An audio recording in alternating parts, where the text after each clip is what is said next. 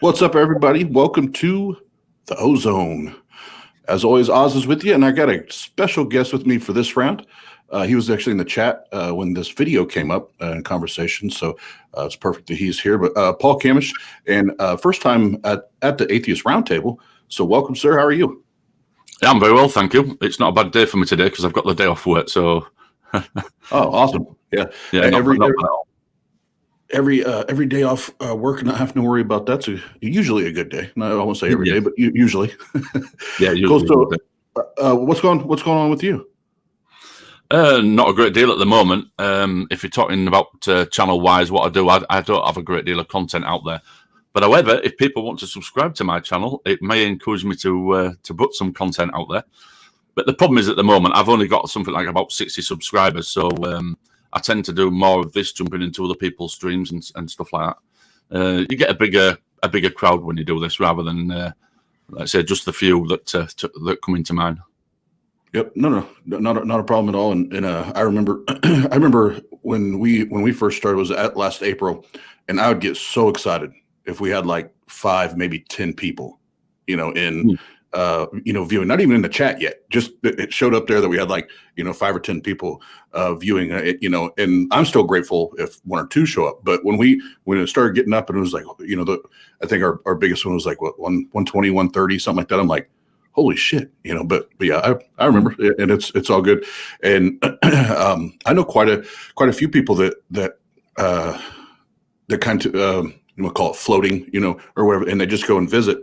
And I think that's great because you can help to cross-pollinate within the community. So I think there's definitely a benefit to that. Yeah, and it does seem to get your name out there. A lot of people seem to know who I am now when I jump into chats and stuff like that. And it's not due to my channel; it's due to going on to other people's channels like this. I was on the Daily Atheist show back in February last year. Okay. And that was when I really started getting into like YouTube stuff. And like debates and that type of thing. You know what? Now you say that, I do remember you being on Chris's show. You said that. So holidays, everything goes smooth for you?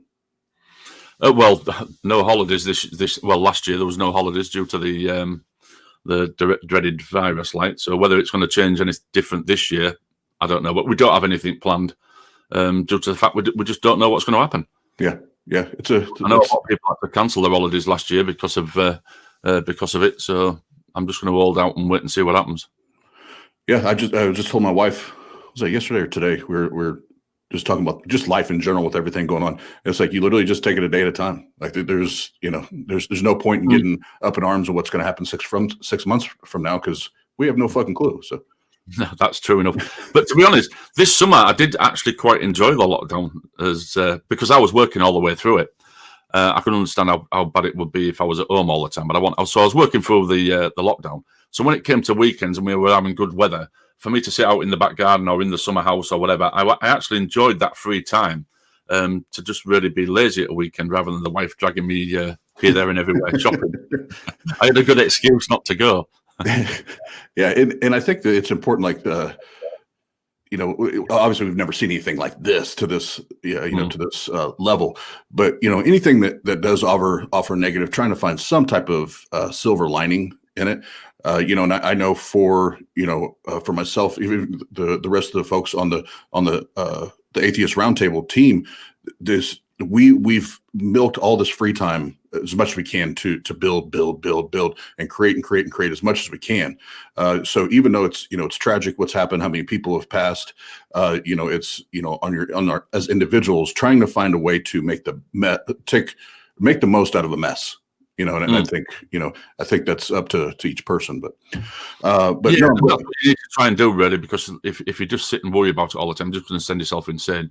You've got to try and look at the positive parts of things, spending more time with your family, being able to relax at home, and probably the money that you're going to save by not going shopping every weekend, and the money you're going to save by not having the holidays that you would normally have. And, look at it that way. It's always something you can do, in the future. Absolutely. Well, before we get into the meat of what we're going to do, real quick, I just want to go through the chat and give everybody a what's up. Grumps is here. Kat, good to see you again. Abram, good to see you again. Long time no talk. Jim Bitton, what's up? Amy Newman, and if that's the same Amy Newman that emailed me, I just checked my emails today. I have like 30 of them I have to get caught up on.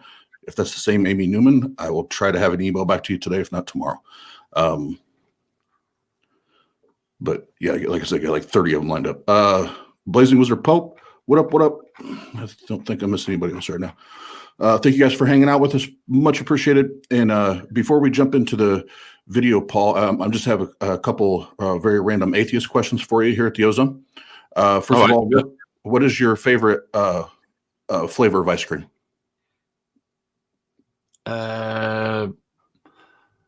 Strawberry.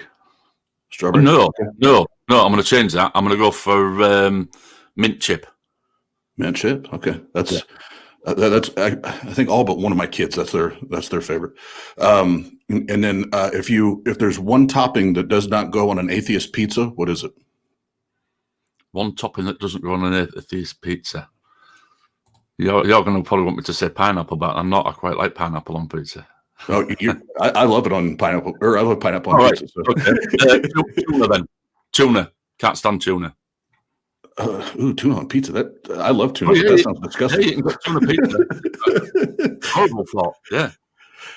Okay, and then before I ask this, do you eat meat? Yes. Okay. So if you're a steak eater, yes. Is it rare, medium rare, well done? How do you like it? I like it medium rare. I used to like it rare once a time. It was, really bad. I used to have it. It was almost like chucked in, and it was within minutes it was back out. But no, medium rare now is how I like it. Yep. Same here. I used to love it. Basically, it was almost like it was still breathing and pumping blood. But now I like it to be cooked a little more. But thank you for that. And I'm gonna write a little transition here and get everything ready for the video. So we'll be right back.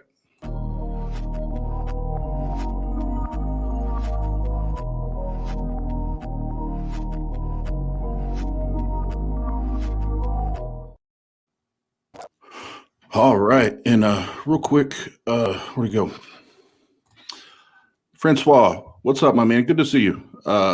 Francois was a guest on one of our episodes from South Africa, and he was awesome. We really enjoyed talking to him. But we still need to get that one-on-one interview scheduled, homie. Let's hook up and get that percolating. I don't think anybody else jumped in. A couple other answers to that real quick. Pineapple on pizza, not bad. No anchovies. Yes, I don't think there should be. No. Got to have anchovies, and I like that. Oh, you do like anchovies? Oh, do yeah. Okay. All right. I actually agree with anchovies. I'm not a fan, but all right. What about the jalapenos? What's that? The jalapenos. The hot. Oh yes. Oh yeah. Yes, Oh yeah. definitely. I love peppers. Yeah. Mm. So give everybody kind of background on this video. Well, not on this guy's video, but why we're playing this video. We're really hoping that the person that came into the chat, I think it was last week, and No, it was kept saying, before. It was the week before last. okay, well, my time. Anytime that happens, just call me out on it because my time, it's off. I'm terrible at it. But Yeah, we were going to do this last Monday, but I was on nights, so we postponed it to this Monday. So it was two Mondays ago. Yep, you're absolutely right.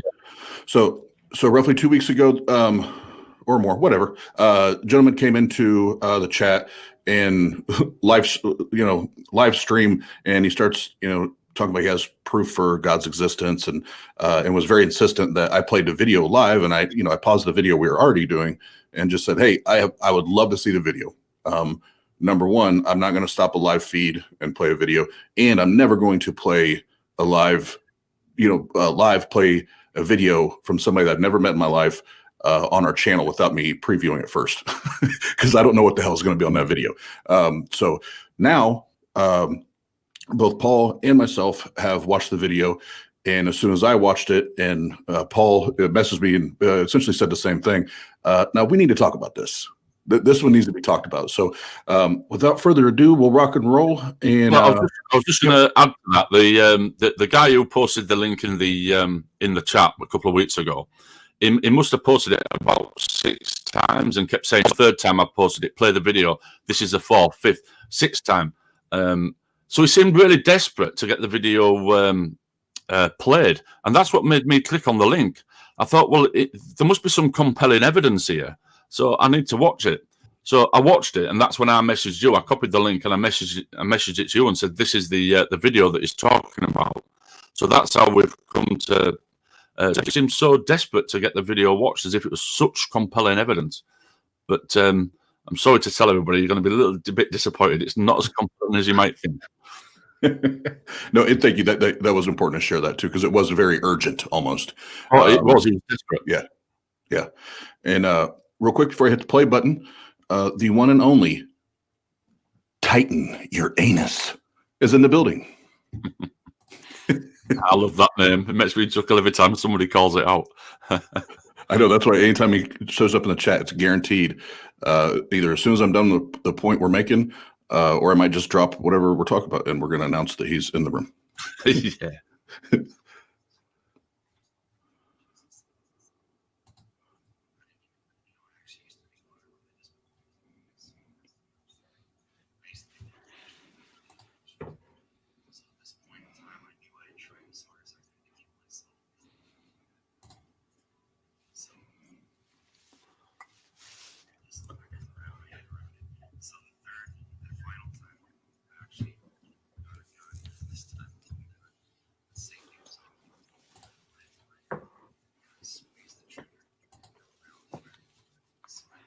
Yeah, audio also. I think I'm struggling to hear it. I can't hear anything, and somebody's just put in audio.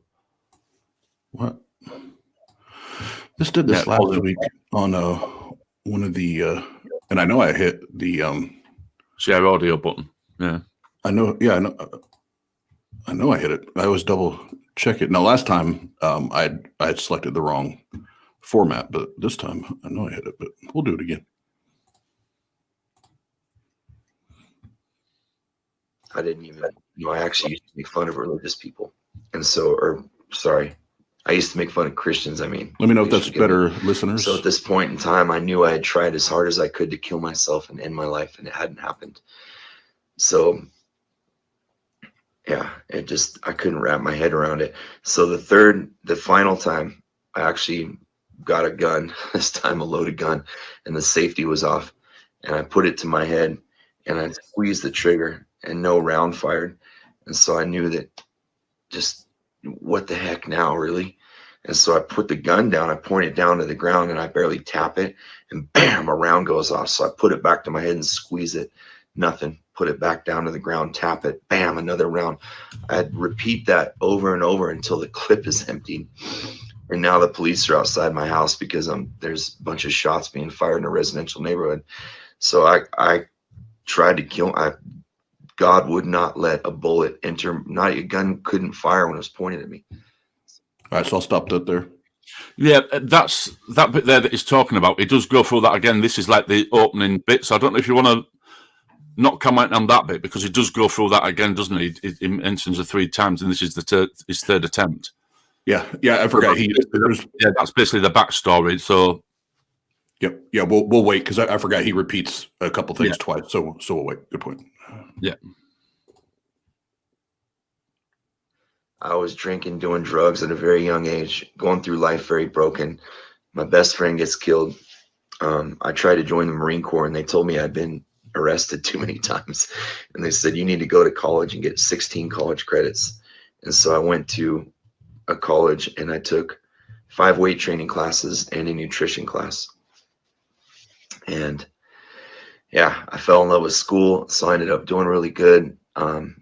Went to San Jose State, studied finance, and ended up going into real estate and mortgage lending. But I still was a weekend warrior. I was doing a bunch of cocaine and steroids and drinking and partying and just acting like a maniac. And just bad news. And so I ended up making a lot of money. I was making $180,000 a year, making good money in mortgage lending.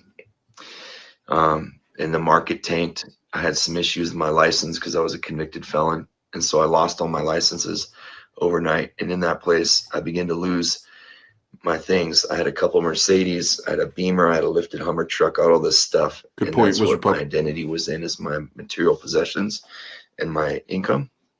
And so when I lost all that, I was just messed up, broken.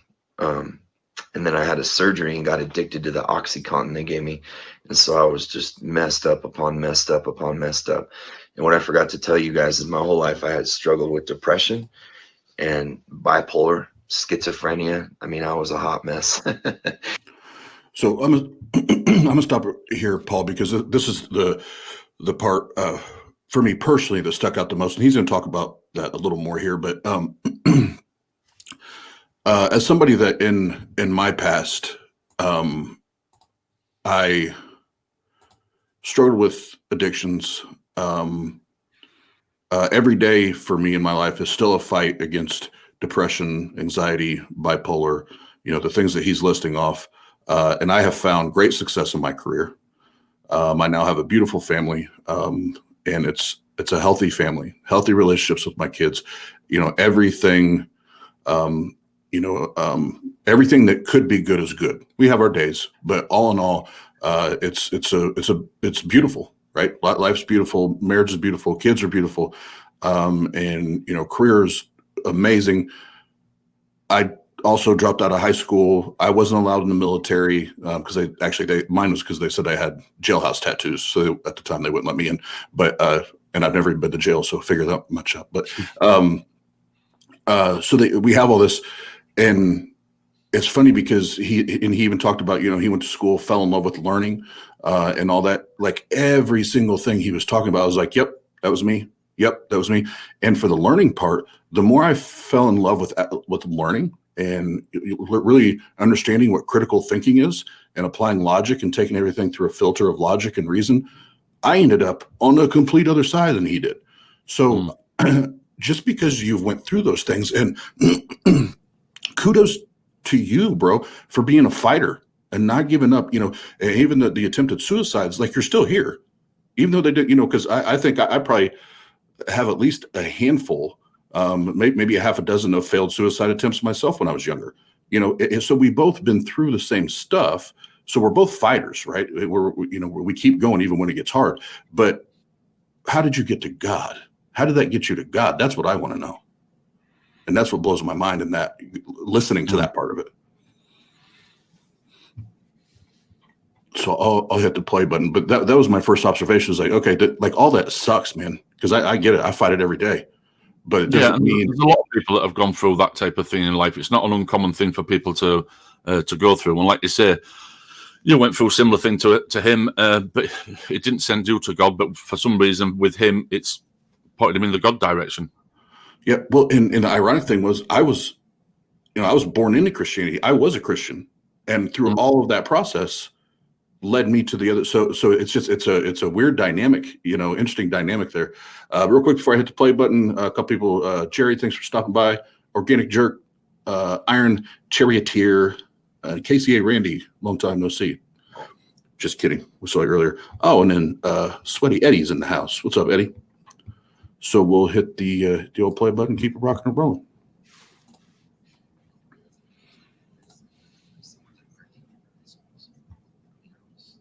Just in it. Life was tough. And so I was always looking for something to make me feel better. And success and money filled that void in the world, right? And so when I lost all those things, actually life became so dark for me that I tried to kill myself. And to show you a picture, you can actually see the scar on my wrist. See the scar right here? It goes from there all the way up here. And it's a pretty hefty scar. I actually took a bottle and broke it on a rock, and I literally stabbed my arm this hard and then ripped it. My arm gaped open, and I stabbed myself so hard that all of my tendons cut off, and my wrist and my fingers flopped. And literally, you guys, my arm's gaping open and no blood's coming out. There's just a purple bubble. Like I know now that Jesus or an angel came and just put his finger there and wouldn't let it bleed. But crazy. I'm staring at this thing going, how am I not? So Paul, you and I were talking about this backstage. Share with the folks what happened there.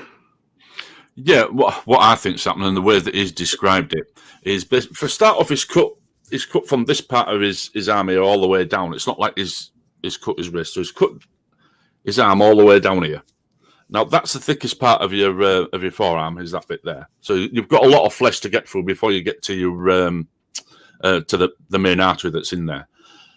He's obviously got very close to it, because that bubble that he's describing is, to me, what I would interpret that as is that's his artery. He hasn't punctured it. He's got that close to the artery. It's like having a hose pipe that's blocked off with a lot of pressure in it. At some point, it's going to bubble out at a certain point, and that's what it sounds like to me, that's what that bubble was his artery bubbling up, but he hasn't actually cut the artery. I mean, lots of people try and cut the wrists to commit suicide, and a lot of people fail by doing that. So that's, to me, that is just a failed suicide attempt. And I think he does go on to say that he called his friend, who called the paramedics, who came, took him to hospital and patched him up. So I don't know where he's getting the God bit from on this. He just hasn't managed to cut the main artery. I mean, let's be honest. I mean, people in war zones and on the battlefield, they lose their arms and they still survive. So him just cutting his forearm is no surprise whatsoever that he didn't manage to cut the main artery and bleed to death. Yeah, and there's just so many other, like, medically, there's so many things that happen that are just, we can't explain it. I mean, the human body and what it does, sometimes we just don't understand. And it's one of those things with the whole, let's normalize, I don't know. It's okay to say, I don't know what happened, and in that situation. But in this case, I don't think the I don't know is warranted. I think it's perfectly explainable of what happened. He didn't manage to cut the main artery in his arm. That's all he's done. He's messed his arm up and he's cut his tendons and stuff. He's just happened to miss the main artery. He was lucky. Yeah, he's just very fortunate that it didn't work. Is what it comes down to. And to Iron and Charioteer, I feel for the dude, but I don't think he was a real atheist. The only thing I'll push back on that is there's only like one or two things now that Christians say to me personally that drive me nuts as a former Christian. And it's when they say, well, you were probably never a real Christian then. You're probably never real. I spent 30 something years chasing this ghost or whatever, so that's the thing. I don't, is it a real, that's, I'm going to push them back a little bit, but not picking on you. I do understand what Iron Chariot's saying. Now, if you're a Christian, you're going to tell people that you're a Christian. You can be in that position in life, which I probably was in my teens, where I wouldn't class myself as an atheist or a a non-believer as such.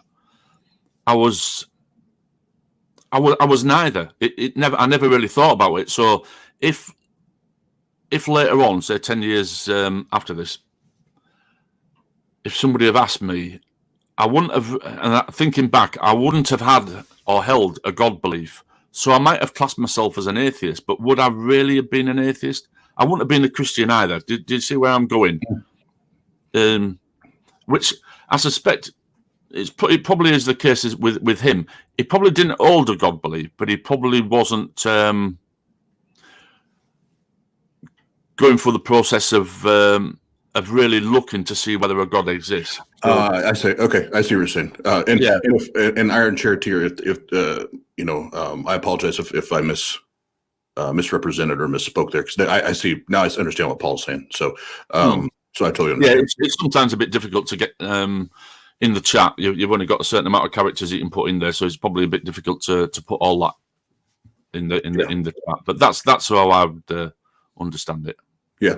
No, that was perfect, because it makes me think, like my wife, when we met, she never grew up around God or church or anything, but she didn't even know what an atheist was. Exactly.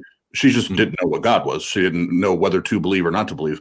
And then she started hanging around with my crazy ass, and she was like, "Oh, well, let's look into this a little more." And now she does say she's an atheist. So I get it. Yep. No, that makes sense. So really, in that sense, what happened with your wife? If you would have been a Christian and you'd have got married, and she was like, "Oh yeah, let's look into this," and now she's a Christian, she might look back and say, "Yeah, 15, 20 years ago, or whatever, I was an atheist." But would she be really accurate on that? She'd never really looked into it, which is exactly what I'm saying about this guy. It's possible. I mean, we can't really speak for him.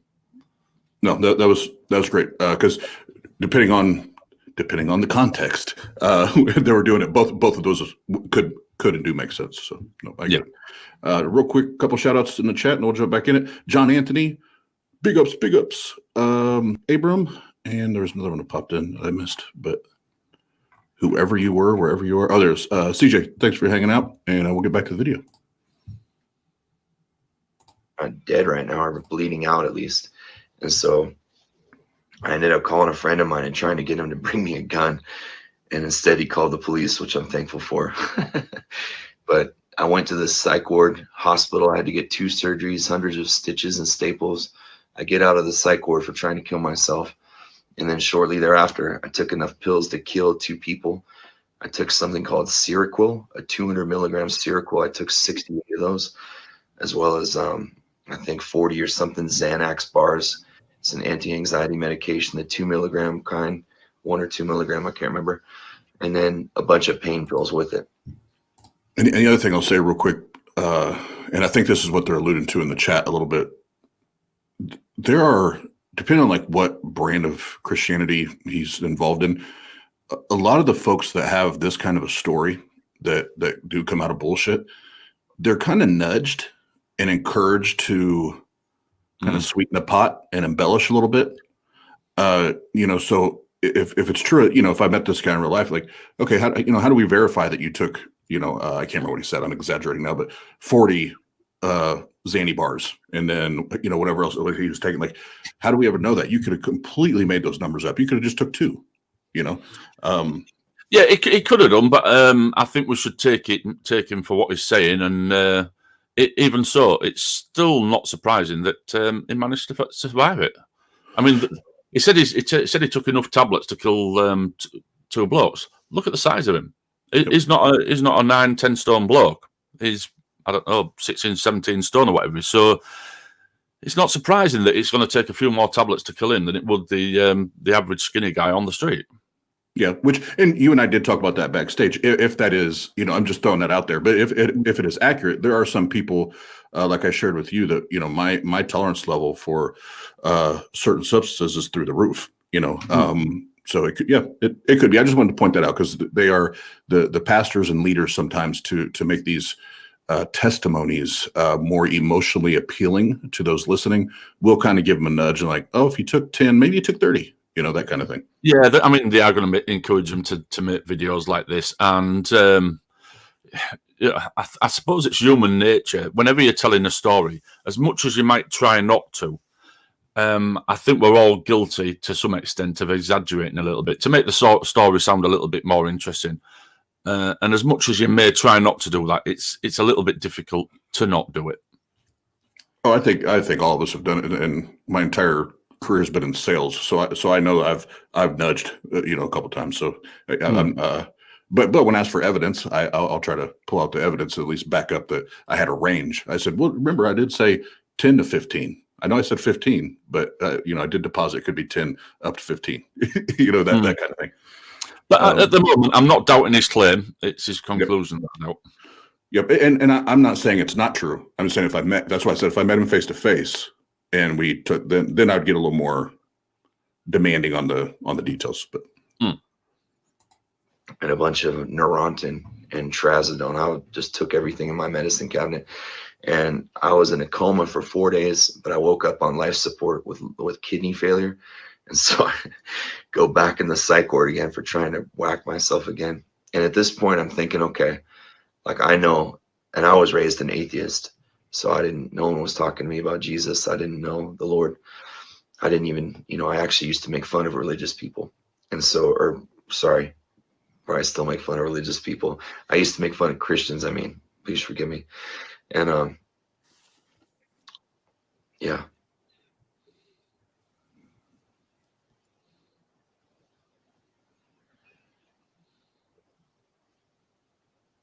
So at this point in time, I knew I had tried as hard as I could to kill myself and end my life, and it hadn't happened. So, yeah, I couldn't wrap my head around it. So the final time. Before he goes on to the third one. Got a gun, this time a loaded gun. Yep. Yeah, fine. He said there that he was raised an atheist, and he said that he used to take the mickey out of Christians. So fine, I'll take that back then. What I said earlier on, he probably was an atheist. He probably had looked into it and would have probably classed himself as an atheist at the time. But before he goes on to the third and final suicide attempt, many people have taken overdoses and not been successful at it. He said that he went to hospital. He was in a coma. He was having, did he say, kidney failure? Instead of thanking God for what happened to him, I think he needs to thank the doctors, because that's clearly who saved his life. The chances are, if he'd never gone to the hospital, he would have been successful on that attempt. It sounds like with him going into a coma and having kidney failure, that he was probably going to be successful at that attempt. It's the medical profession that saved him, not Jesus. Yeah, absolutely. And I wish Christian theists, I'll say theists, so I'm not generalizing. I wish theists would think about that when they're, especially like I have one of my cousins is a nurse, and she's an atheist, and she doesn't say anything. Obviously, it's her career, but she told me, she's like, it's so frustrating, when medicine does something that's amazing for a family, and you hear them in the room, thinking they're God and thinking they're Jesus and doing all that, and not one time did they thank the doctor. Did they thank the nurses that were in there slaving, to make sure that they were taken care of for, week, 2 weeks, could be 2 months, and they don't get any recognition, So I wish at least let's give them the respect that they deserve, for what they do. It's so frustrating as a doctor, a surgeon, a nurse, to have that happen to them. Like I say, she can't say anything about it. I mean, she, as a nurse, the amount of time that she must spend with a patient, making sure that everything's all right, and at the end of it, to thank God for it. It must be so frustrating for her. Yeah, it'd drive me nuts if I was in that profession. You know all the hard work that you've put into it, and and how proud you must feel when somebody comes in who's critical, and several weeks later they're literally walking out the hospital. The pride that you must feel to accomplish that, but then at the end of it, they're thanking Jesus. You think, I think that's true. Keep your mouth shut. That's where she's a little more passive than I am as far as our personalities. I don't know if I could keep my mouth shut that long, but I don't think I could. And it reminds me of that Seth Andrews video. Well, I mean, somebody else made the picture of the painting, but he uses it a lot in the one presentation he used to do, and had they're in there doing surgery, and it had God Jesus like looking over, and then he talked about it, and then he had that picture like recreated or whatever, and it took Jesus out of it. And he said, "This is actually what happens." I thought that was awesome. Yeah, I mean, you do hear it said though, don't you? You know, they'll say Jesus guides the surgeon's hand, and before somebody goes in for major operation, that's what the family will do. They will pray that Jesus will guide the surgeon's hand. No, the surgeon has spent years in training for this. You know, this is something that he does every day. Trust the surgeon. You know, not for Jesus to be guiding his hand. No, yeah, oh my God. Yeah. Yeah, I remember somebody that are when if we're getting ready to have a flight, you know, my mom praying, God, or not God, but you know, basically make sure the pilot's hands are, you know, whatever. I can't remember how she said it, but make sure the mechanics of the plane are, you know, that they're sober and all this stuff. I'm like, what? What? Yeah. You know, just trust the pilot, trust the ground crew, trust the maintenance men. They're the ones who are responsible. Yeah, it's interesting. Yeah, I could do a whole show on the Christianese, but I'll get in that another time. And the safety was off, and I put it to my head, and I squeezed the trigger, and no round fired, and so I knew that just what the heck now, really. And so I put the gun down, I point it down to the ground, and I barely tap it, and bam, a round goes off. So I put it back to my head and squeeze it, nothing. Put it back down to the ground, tap it, bam, another round. I'd repeat that over and over until the clip is emptied. And now the police are outside my house because there's a bunch of shots being fired in a residential neighborhood. So I tried to kill. God would not let a bullet enter. Not a gun couldn't fire when it was pointed at me. So glory to God. That's how I found Jesus and got saved, is because he literally would not let me take my life. It's crazy. And I didn't know Jesus. I was steeped in sin, a total heathen, party animal, just whatever, you name it, you know, just crazy life. But he wouldn't let me die. And so the police come in and up. So I have to ask, because I feel like he's kind of, and I think somebody may have said this in the chat. So I think I'm agreeing with whoever said it, but I feel like he's smuggling in there that because he's an atheist, he's this evil, wretched human being. I feel like I keep hearing that. Or am I the only one hearing that? I'm getting that. It's as if he's a better person now than he was back in the day.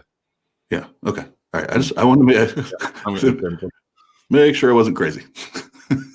Does he go on much more about the gun? Because obviously we need to cover the we've covered the cutting of his arm. We've covered the drugs. Does he go on much more about the gun here? He said something about the police turning up. So yeah, we'll watch a bit more. Yeah, I was about to say, I think there's a one more little chunk on that, right. and then he starts preaching. And I go to jail, and I get a Bible, and I start reading the book of Psalms for 5 hours every morning, just detoxing off all this medication, just totally out of my mind and pain, and just not knowing what's going to happen, and completely torment. Well, after a while, what started to happen, just after even a couple of days, just the word of God began to distill me and just saturate me with truth and peace. And Jesus began to reveal himself to me through the scriptures. And the book of Psalms just brought me incredible peace. And it filled me, and the Holy Spirit began to reveal himself to me and touch me. It was incredible. And so I ended up going to prison. And in prison, I went to a service and saw the Holy Ghost move. And a man who was ministering there, I had a bunch of demons still. And so, but I knew the Lord at that point. But he came up to me and prayed in the Spirit and put his hand on my head. And what that means, he was praying in other tongues.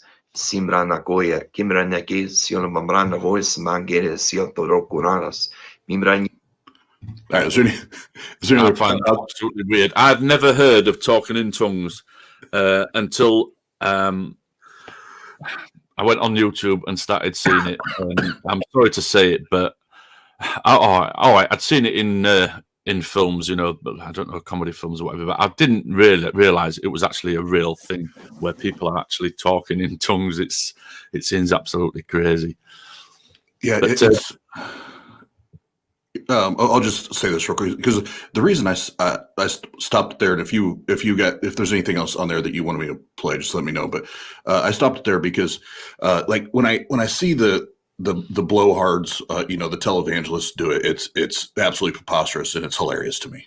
Yeah. When I first saw it, I thought this has got to be a joke. I honestly did think when I saw it on YouTube, I thought this is a joke. This is just made up. And then to find out that it's the deadly serious, I thought it was absolutely crackers. And the ones where they're literally falling on the floor, or the preacher will touch them on the forehead and they just throw themselves back. I seriously thought it was a joke. Yeah, it's find out. Yeah, and the thing is, like guys like him, because it does. Like when I hear guys like him talk, I sense there's still some, like he's taking kind of some passive aggressive shots there. But even taking that, and if we just lay that to the side, what he went through and everything, and that he got tied up, especially in that brand of Christianity, where it really is an indoctrination, and you just become intoxicated on that Jesus juice, And he even said he spent 5 hours a day reading the Bible in his cell when he was in prison. 5 hours a day reading that. You reading any book, the same book for 5 hours a day for however length of time it was, would indoctrinate anybody. Yep. And I don't remember. John asked a good question, and I can't. My ADHD brain doesn't let me recall. But does he ever share why he went to prison? I forget.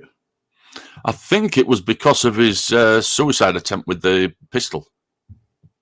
Oh, that's right. It was in city limits or something like that. Yeah, something like that. Yeah, It had something to do with him firing the weapon off where he was. Yeah. Yeah. Well, John, you go back and watch it, and I'll rewatch it. I believe it was because he discharged a firearm. Yeah, a firearm in a city limit. But what was going back to like I said, the televangelists and everything, they just look like ass clowns to me, doing it, and they're selling a product. But when I see individuals like that, gentlemen like that, it actually, I feel bad for them because I used to be there, and you don't know your ass from left field. It's funny because they always say that as non-believers that we're the ones that are lost. And now I look back at it, I'm like, no, you don't understand how lost you are, bro. You are so lost in that sauce. It's scary. So when I see that, that's why I stopped it real quick, because I can't laugh at him. I laugh at the big televangelists. They're hilarious when I hear it. But ones like that I know it's like, oh my God, like you obviously you're not doing it for the money. They are. They're doing it for a paycheck. You bought it. You bought it and you jumped all the way in. So, yeah, not wanting to sound awful, but he seems very easily convinced, and he's probably the type of person or the type of mindset that are going to be following the likes of Kenneth Copeland, so that he can have the lavish lifestyle that he's got, and they will literally give him the last $10 that they've got in the pocket. Yep, absolutely. What did you so far? What we went through? I know there's a couple things that stuck out to you. Anything that you want to highlight there? Yeah, the pistol can be easily explained away, no problem at all. It was clearly using an automatic pistol because he said he put a clip in it. Now, we don't put a clip in a revolver. So it's an automatic pistol for a start off. So basically with that, you put your clip in it, you cock the weapon. That puts the round into the, what's that one? Oh, yeah. Hiya, John. Oh, John. Yeah. Yeah, so basically, you put the clip into the pistol, cock the pistol. That puts a round into the chamber, and also puts the hammer back. What he's done then is put it against his head. He's pulled the trigger, and it's gone click. Now there can be several reasons for that happening. One could be a badly worn firing pin. It could be a bent firing pin. It could even be a broken firing pin. It could also be bad ammunition. So there's 4 possibilities there to why it didn't go off the first time. With it being an automatic pistol then, instead of recocking it, because if he recocks it, that will eject that round and put a new round in. What you do is you pull the hammer back again and pull the trigger. Now, if it's a bent or badly worn firing pin, the first time it will have hit the back of the percussion cap, but not hard enough for it to actually cause the round to go off. The second time it hits it, that has then been sufficient force for the round to go off. The same with bad ammunition. If it's got a bad percussion cap on the end of it, and the batch number that he's using have all got bad percussion caps, this is the most unlikely one, then it may not go off until the second hit. For that to happen on a full clip, it's possible, but I very much doubt it. With the broken firing pin or a badly worn firing pin, that can definitely happen. I've had it happen on a rifle with me where it wouldn't fire every so many rounds. It wouldn't fire. It would fail. Mine turned out to be a broken firing pin. So on that case, sometimes the pin would go fully out so that it would cause the round to go off. Other times it would get jammed in the breech so that the firing pin wouldn't go far enough for it to go off. I would say, having a guess, that this one would be a badly worn firing pin. So first hit, nothing happens. Second hit, it goes on. It should have gone, click, recocked it, and then it would have gone bang. But what he was doing was going click, bang, click, bang. It was going off every second time. Badly worn firing pin. Easily explained. Nothing mysterious about that at all. And you know what's sad is that he probably had or now have people around him that never once encouraged him to look at all of the possibilities, right? And what could have happened. He just probably had, at this point, people that wanted to see him get saved and have this awesome testimony to tell other people so that they get saved, instead of doing the right thing and saying, okay, let's walk through it so that we can at least get as close to the truth in the matter as we can. Instead, they just said, well, God saved your life. You got a purpose. He wants you here. I've heard all that bullshit before, but I'm sure that's exactly what happened. And just to address, I think Jim Benton put on automatic pistol, try semi-automatic. Yeah, you're right. It's a semi-automatic pistol, but they are quite often known as automatic. For argument's sake, in the British Army, we had the Browning 9mm automatic. It wasn't called a Browning 9mm semi-automatic. But yeah, you are correct. They're semi-automatic, not automatic. Yep. And I'm just going to pop this up here since this is part of the conversation. I'll just kind of leave it at the bottom for a minute. And, being somebody that's, like I said, struggled with that my entire life, if you ever need help, there's a professional hotline there. If you go to tart.live and you hit the drop down, I think it's the second or third one. It says Tart Helps. There's a number on there that you can text, and we have people always ready to chat and talk. They're not professionals. They're just there. Like if you need to vent or you're just having one of those days and you want to talk to somebody anonymously, that's there. Or you can text that number, and we do have a relationship with secular therapists. So you don't have to worry about getting preached at or anything like that. And we can get you hooked up with affordable Christian secular therapist and make sure you get the treatment that you need and deserve. So just know that that's there. But what else did you want to talk about, Paul? Well, just another one in there. John Peterson has put in where he says, Oz, wait, what Paul describes is why dude became a Christian. Yes, basically what we've just described is why he's become a Christian. He tried 3 suicide attempts, failed on all 3, and then became a Christian. But all the 3 of his suicide attempts, none of them on their own are particularly special, and every one of them can be explained away. He had 3 attempts. Luckily enough for him, he failed on all 3 attempts. But unfortunately, he puts it down to Jesus not allowing him to die. He says that it was Jesus that saved him. So, but saying that though, it didn't say that was what convinced him at the time. What convinced him was the time spent in prison reading the Bible for 5 hours a day is when he came to the conclusion. So even at the time, he wasn't. It didn't say that that's what changed his mind. It was the 5 hours a day reading the Bible that changed his mind. Yeah. Wait, and see that part is what's intriguing to me, because if what he's saying is true, as far as he fell in love with learning, started reading, study, then went to a college, did his thing in college, then started reading this book that's very outlandish when you read it for itself, right? And you just believe it because you read it for 5 hours a day, because you were stuck in a room, and I'm not trying to minimize it, but that's literally what you're telling me, so, and that's where the more, because I watched it twice. This is the third time now. Now talking to you and everybody in the chat, now I'm struggling with his timelines now too. Now that I'm starting to break it down, because it's like, I grew up this way, then I went to school for weight training, then I had this real estate thing making almost $200K a year, then I was in prison, and it's like, now I'm even like, this doesn't even make sense anymore. Yeah, I mean, everything that is described leading up to his conversion really is all irrelevant. What he should have said was the truth of the matter is he came to Jesus by reading the Bible for 5 hours a day, regardless of whether when he was in his cell or what had happened previously. It was the Bible that must have convinced him, not the things leading up to him starting to read the Bible. Yeah, and I guess you're right. If that was the quote unquote conversion point, it doesn't really, the rest of the story doesn't matter. Just I guess if you're not going to poke holes in it, it just sounds good, to the listener. And what John Peterson's just put in there, that's a perfect example.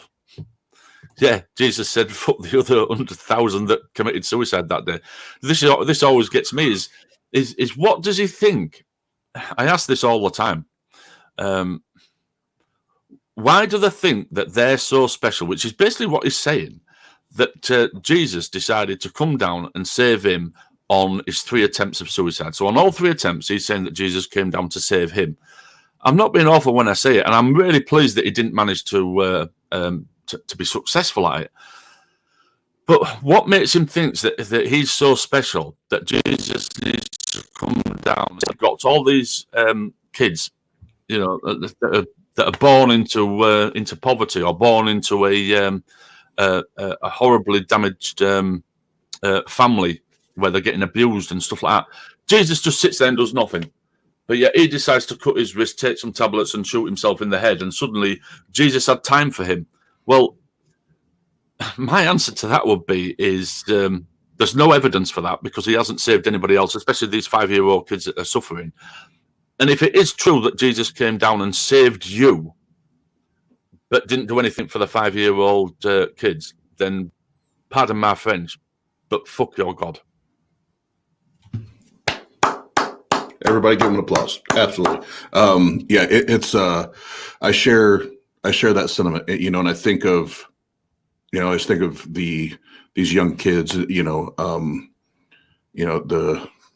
I'll make up a name and age and everything, but there's Chad, he's 6 years old at the Children's Hospital, and the doctors have given him, days to live, and his parents have had to, to watch, cancer riddle his body, and now, take him away after only 6 years, and having 6 kids of my own. I can't even fucking imagine having to go through that.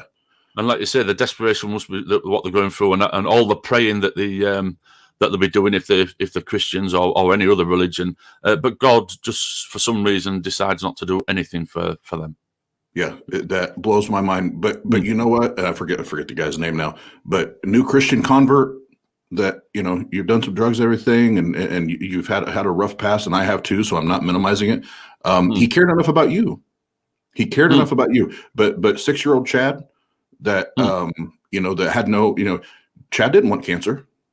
Little Chad didn't want any of that. Chad's mom and dad didn't want that, but he's gonna die. No, fuck that. I'm not. Yeah, I'm never gonna be cool with that God.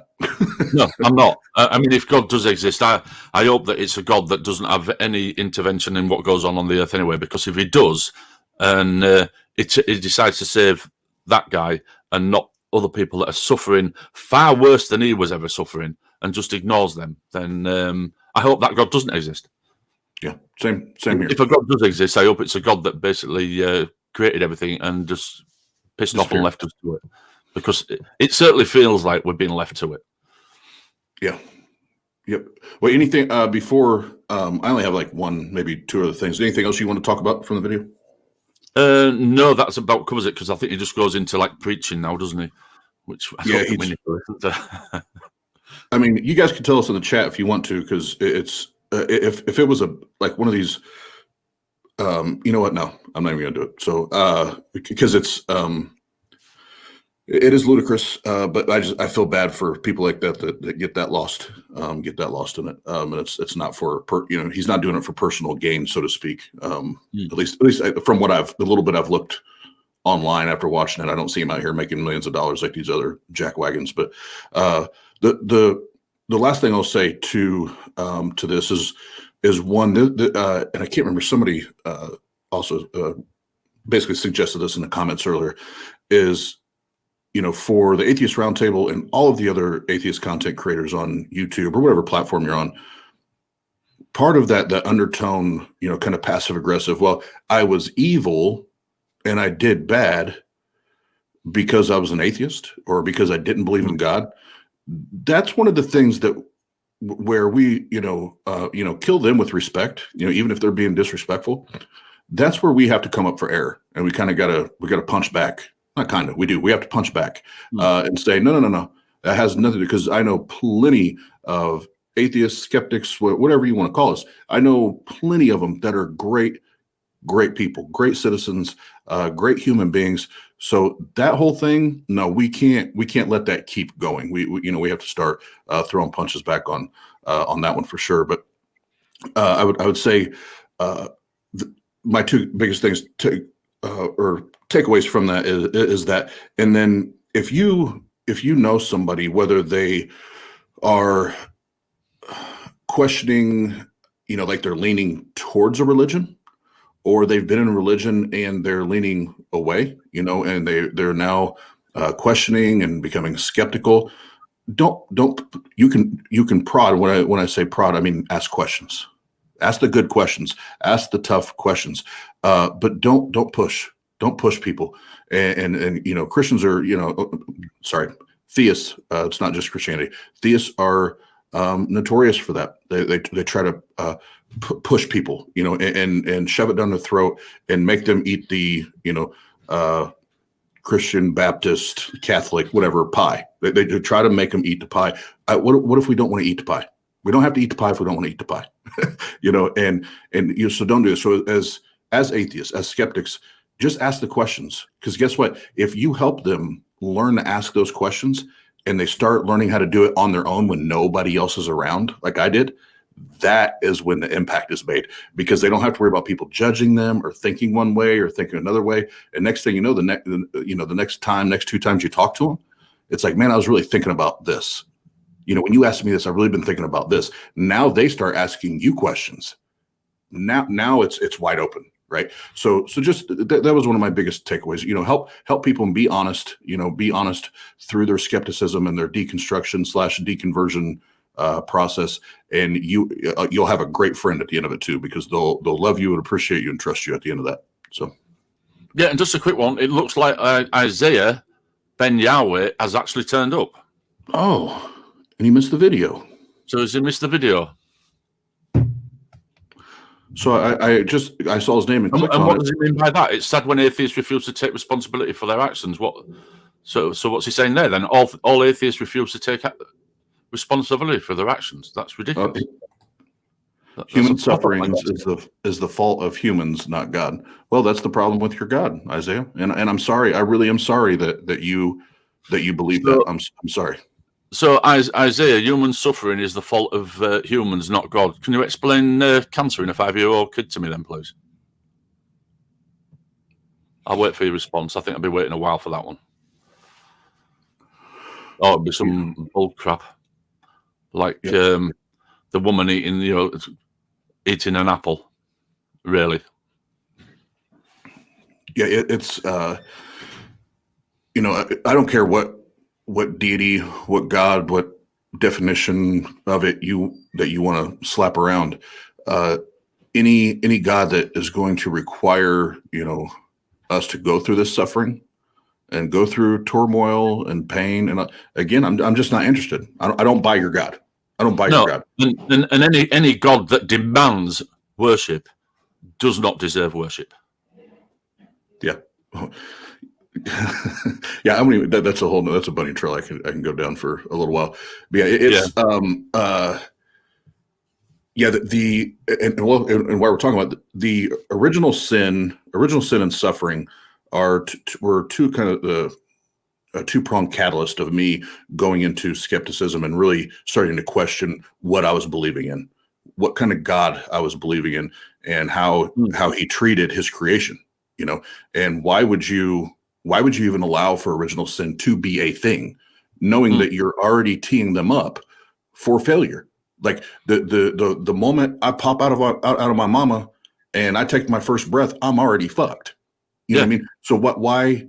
Like I don't buy your God. No. Not a chance in hell. No. And if it was if you're supposed to believe that that crap, why put a tree there and the temptation in the first place? It could have very easily made a world without sin, without disease. It could very easily have done that. But no, it was all designed so that man was to fall and suffer. And again, I don't buy any of it all. And if that is the God, if that is the real true God, then I'm telling you now, fuck him, because I don't want nothing to do with him. Yep, and if that means hell's real, I'll get better company down there than I would going the other way. At this point, I guess I might have a VIP section, and y'all can come hang out with me.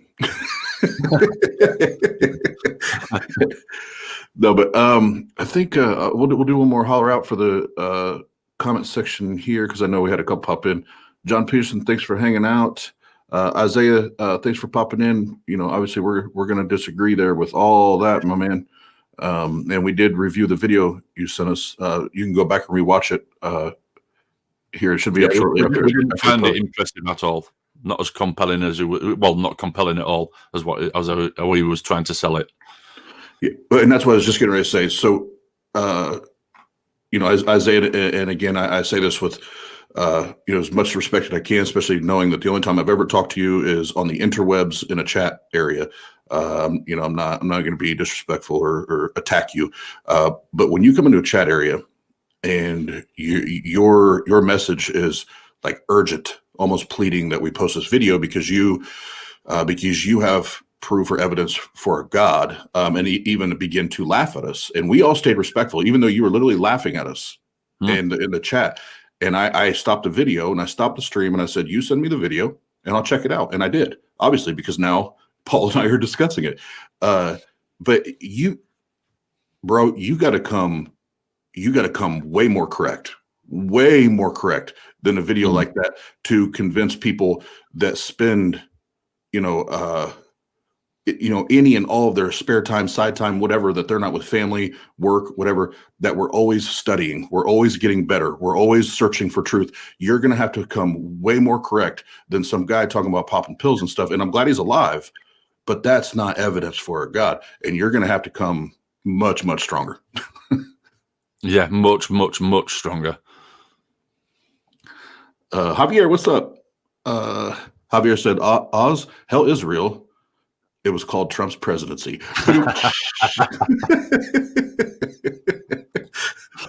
Well, that's over with then, or is it? Yeah, well, hopefully we still got a week, 9-10 days. Yeah. Oh man, I can't wait for them to get that some of my bitch out of there. Yeah, we can all breathe a little bit better, I think, when he's gone. Yeah, I'm done with that Joker. Done with that Joker.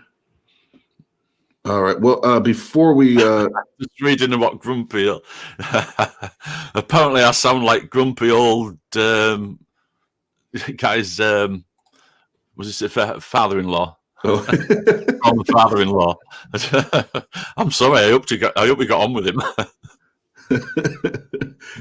So a couple things. Don't worry, Paul. I won't hold it against you. Thanks. Well, I guess I'm going to just plug a couple things on our schedule, Paul. But before I do, is there anything else that you want to talk about in the video? Anything you want to plug? Any events you're excited about coming up? Anything like that? No, like I say, I don't have anything forecast for myself. But like I say, if people would like to subscribe to my channel, it's the name there. There, just search Paul Camish. If I get enough subscribers, and I would like to start putting out content, but at the moment, let's say I've really just started, and I haven't really tried to put a lot of stuff out. But yeah, if I can grow a bit more, I will try and put some stuff out. Because just going back to what you were saying earlier, I think that as atheists as well, it wouldn't be a bad idea if we put a bit more content out about the preachers that are earning an absolute fortune. The likes of Kenneth Copeland and stuff like that. I think we should have a lot more videos about people like that are actually clearly being dishonest and that are basically robbing people blind and living a lavish lifestyle on the back of that. That's what I find disgusting. Yeah, the local church down the street, like the local church down the street from me, they're not going to bother me. But the likes of Copeland, that really does bother me. Oh yeah, I mean, they're pimps. They're taking advantage of poor communities as well. They seem to spring up in poor communities where people seem to be more than willing to give a good percentage of their wages to these people, and they're just robbing them blind. I mean, it's a shame that your government and authorities can't notice this and just go, no, we are not going to allow this.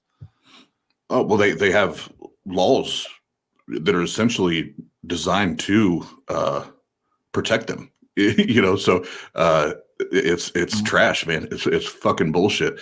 Yeah, I find it disgusting. I mean, I think it was Kenneth Copeland. It was. He came on and basically was asking his congregation for more money because he wanted another jet. I think he had something like 4 or 5 jets already, and he wanted another one. And but actually, if you go, the man owns a goddamn small airport on his property. Oh yeah, it's unbelievable. But I think the plane that he ended up getting, if you Google it, I'll have to have a look at it actually, and I'll see if I can find it and send you it. I was looking on YouTube.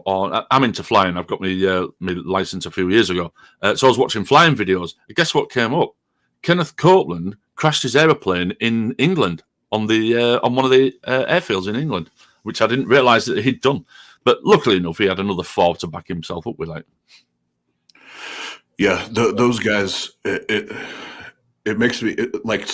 Some of it I laugh at, like I was talking about the one we did this morning, and I'll be in tears. But other when you start talking about what they do to people as far as taking their money and essentially assets and things like that, that's what rubs me the wrong way, because it's do you know how many people you could and forget about and if we can help the whole world, let's help the whole world, right? But let's start here in our country, and make sure we're good. That our people are good. If we just take Kenneth Copeland's dollars, do you know how many people we can feed? How many people we can house? And all, but what's he doing? He's just pimping. He's just out there pimping. And there's no check. And if they could take that money off him, it shouldn't go back to the government to distribute everywhere. It should go to the community that he's actually stole it from, because that's what he has done. He's stolen off them. So that money should be taken off him and given back to the community where he lives, to the people that gave it to him. But the only way to fight this type of thing is going to be education. And how are you going to educate people that already believe in this religion, that these particular people are robbing them? I'm not on about educating them out of their religion. That's fine. Everyone's entitled to their religion. But educating them away from these people like Copeland and whatever, that is literally just robbing them blind.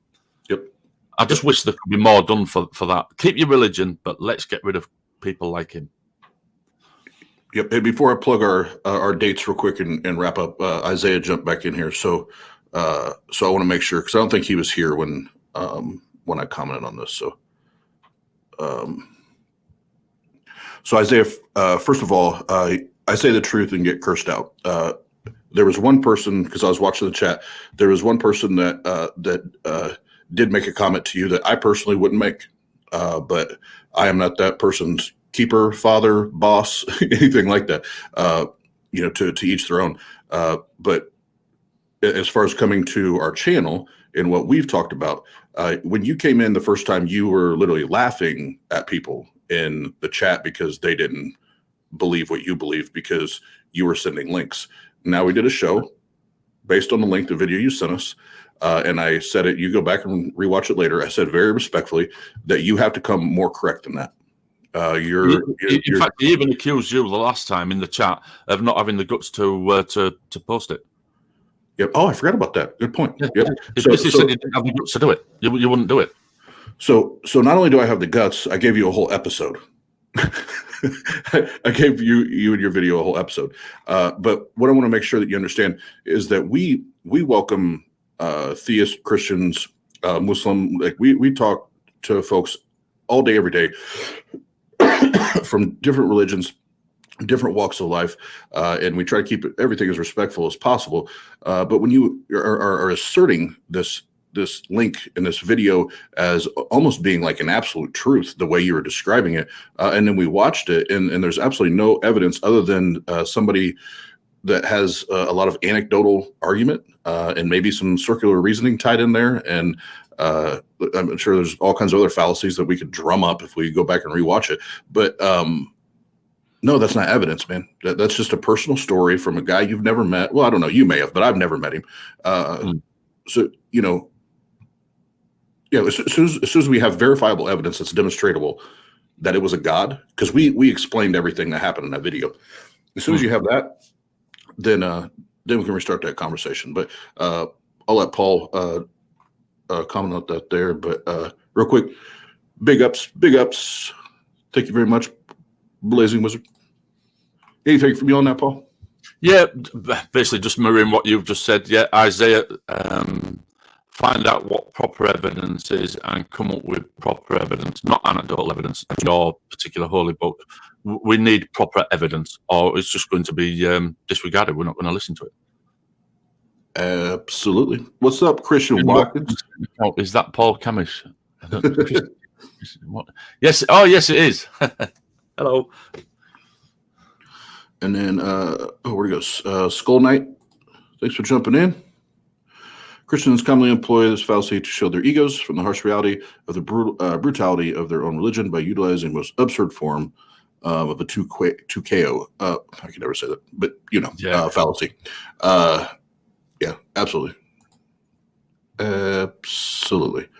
Cool. All right, guys, before we jump off here, thank you for hanging out with us. Always appreciate it. And we have a couple, I'm just going to highlight the debates. No, Isaiah, that's not even close to being evidence. Just go. First of all, and again, I'm not being a smartass at all. Go, either on your phone or go get a dictionary and start with what is the definition of evidence, and then build from there. But that definitely was not evidence. But we have this Friday, we have a big one. So we have Godless Engineer and T-Jump teaming up, and they're going to be debating Matt Adams and David Gonzalez on is atheism rational, and I'm fucking pumped for that one. So we have that, and then just a few days after that, one of our favorites, Randolph, is coming back, and he's going to be debating Gavin on the 10 Commandments, and the backdrop of that being the moral monster debate that they had a month or two ago. So we have that one, and then on the 23rd, it was originally going to be a 6-person panel debate. A couple things popped up in a couple of the guys' schedules, so now it's a 2-on-2. So we're going to have again Godless Engineer and then Jason from Dragons and Genesis, and they're going to be debating Brad and Seamus from Alternate Media on who was Jesus historically. And then, ladies and gentlemen, the illustrious Just Jeff has his first official debate scheduled for the 13th of February. And I can't remember the guy's name right now. It'll be on the website. You can check it out there. But was God moral? I think is what they're calling it. Is God an evil God? I think that's what it was. But so I'm pumped for that because Jeff's all excited because it's his first official formatted debate. So that'll be That'll be good. But we'll go ahead and sign off here. And Paul's great chatting with you. And if we have any other subjects on these that you see and you want to chat, and I don't have anybody else planned or anything else planned, we can get you back on here. But thanks for hanging out, and for everybody in chat again, thank you very much. And we'll see. We might be doing the call-in show tonight at about 9:15. I'm going to talk to the Pasta Man here in a little bit. But if not, I'll see y'all. I'll see y'all tomorrow. And as soon as I look, I was trying to do a really cool transition. I couldn't find my damn. I'm just laughing at the chat. It's still going on one, isn't he? Hitler was an atheist, dude. That was evident. Oh man. Oh man. Seriously, Isaiah, come up with some good arguments. You're not going to get anywhere with these. And even if Hitler was an atheist, that still has got nothing to do whether a God exists or not. Hitler could have been an atheist. All right. So Isaiah, we have people that are part of the Atheist Roundtable that do shows like what we're doing now. We have other people that do our debate shows that they debate other people. I don't debate. It's not. I'd rather have a conversation with people. Just one-on-one. But what you're doing right now is making a lot of assertions. So I think it would be best served that if you want to debate all of the things that you are asserting right now, I can find you a formidable opponent, and we'll be glad to have you onto the Atheist Roundtable to schedule a debate night, and you can make your case. So my email, if Grumps or whoever's still in there, put my email in there, please. Austin@tart.live. And because for some reason my YouTube chat feature here it's not letting me click, but if you put that in there, please email me. I'll get you something set up, and you can come and see how well your argument for theism stands up to those that study and research this all day, every day. But it's anytime you came onto ours, you came onto our platform. You told me I didn't have guts, and then all these other things. Then we actually did the show on what you gave. We called you out, and now you're giving more nonsense. So come on the platform instead of hiding behind a keyboard, and let's do it. Oh, you know what? Oh, there it is. Let me type this in here. I'm actually looking forward to Randolph and Gavin's debate. I just watched the other one the other day, actually. They did one a few weeks ago, didn't they? And this is the second part of the debate. Yeah. It's round 2. Yeah, that was I've got to confess, I have been chatting with Gavin, and I have actually been helping him. So I'm actually backing Gavin on this one. Sorry. Oh, you're helping the other side. I've been helping Gavin. Yeah, why not? It's all a bit of fun, isn't it? That's what I take debate as a bit of fun. So yeah, we've been toing and throwing on little bits. So yeah, I hope he does well on it. I like Gavin. I think he's quite well. My experience with him is been really pleasant with me when I've spoken to him. So yeah, I was more than happy to help him put sort of like the atheist perspective forward for him to have a little practice with. Yeah, why not? Yeah. Oh, I'm giving you a hard time. Because Gavin's he's one of the few online Christians, theists, whatever that I can talk to and it not get ridiculous. When I'm talking to him. Yeah. What was it? Me and you were on one. What was that? Me and you the other week. I went on there. Praise his channel. Yeah. Yep. Because I was invited. I feel like somebody had invited me or asked me to. I don't remember what happened now. That's been weeks ago. But the first time I went on there, and I was having a great conversation with Praise and Gavin.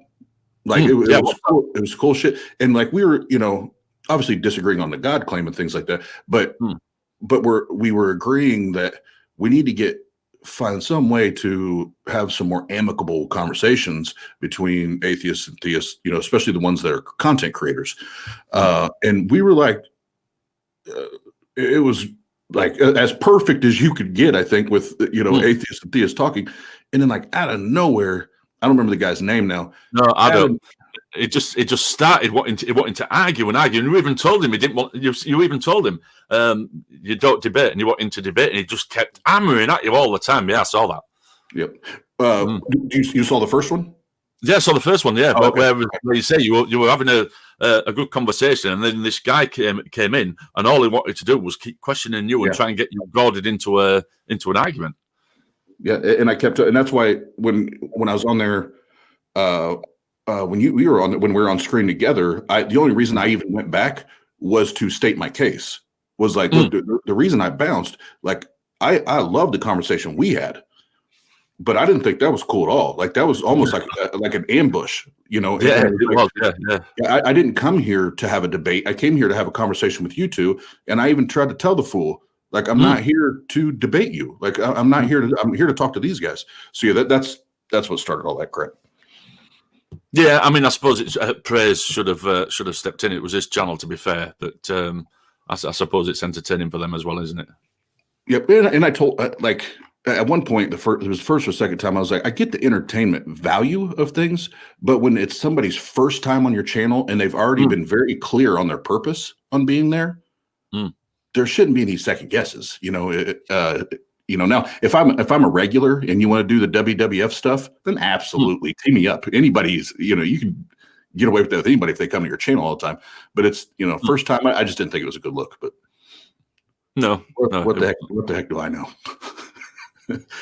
Cool. All right. Well, before anybody else puts anything crazy in the chat again, Paul, I'll get us out of here. But thanks again, sir. I appreciate it. And all y'all, we'll either see you tonight or see you tomorrow. Peace out. Yeah.